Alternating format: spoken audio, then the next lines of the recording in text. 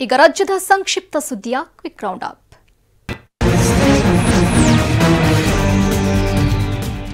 ಹಾಸನದಲ್ಲಿ ಆಸ್ತಿ ವಿವಾದಕ್ಕೆ ಕಾಫಿ ತೋಟ ನಾಶಪಡಿಸಿದ ಆರೋಪ ಕೇಳಿಬಂದಿದೆ. ಬೇಲೂರು ತಾಲೂಕಿನ ಅರಕರವಳ್ಳಿ ಗ್ರಾಮದ ಸಂತನ ಡಿಕೋಪ್ ಅನ್ನೋರಿಗೆ ಸೇರಿದ ಕಾಫಿ ಹಾಗೂ ಕಾಳುಮೆಣಸು ಗಿಡ ಕಡಿದು ನಾಶ ಮಾಡಿದ್ದಾರೆ. ಭೂ ವ್ಯಾಜ್ಯ ಕೋರ್ಟ್ನಲ್ಲಿದ್ರೂ ಪರಮೇಶ್ ಅನ್ನೋರೇ ಬೆಳೆ ನಾಶ ಮಾಡಿದ್ದಾರೆ ಅಂತ ಮಾಲೀಕರು ಆರೋಪಿಸಿದ್ದಾರೆ.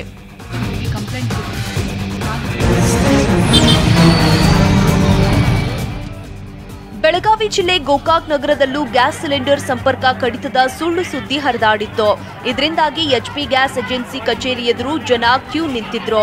ಈ ಕೆವೈಸಿ ಅಪ್ಡೇಟ್ ಮಾಡಲು ಸರತಿ ಸಾಲಿನಲ್ಲಿ ನಿಂತು ಮಹಿಳೆಯರು, ವಯೋವೃದ್ಧರು ಹೈರಾಣಾದ್ರು.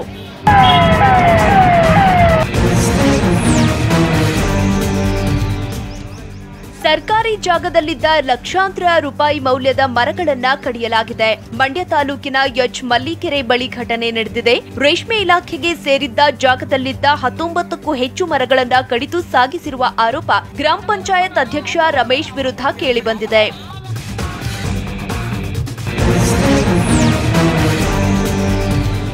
ಹೊಸ ವರ್ಷದ ಸ್ವಾಗತಕ್ಕೆ ಮೈಸೂರಿನಲ್ಲಿ ಸಿದ್ಧತೆ ನಡೆಯುತ್ತಿದೆ. ವಿಜಯನಗರದಲ್ಲಿರುವ ಯೋಗ ನರಸಿಂಹಸ್ವಾಮಿ ದೇಗುಲದಲ್ಲಿ ಹೊಸ ವರ್ಷದ ದಿನ ದೇಗುಲಕ್ಕೆ ಬಂದವರಿಗೆ ವಿತರಣೆ ಮಾಡಲು 2 ಲಕ್ಷ ಲಡ್ಡು ತಯಾರು ಮಾಡುತ್ತಿದ್ದಾರೆ. 60 ಮಂದಿ ಬಾಣಸಿಗರಿಂದ ತಿರುಪತಿ ಮಾದರಿ ಲಡ್ಡುಗಳ ತಯಾರಿಕೆ ನಡೆಯುತ್ತಿದೆ.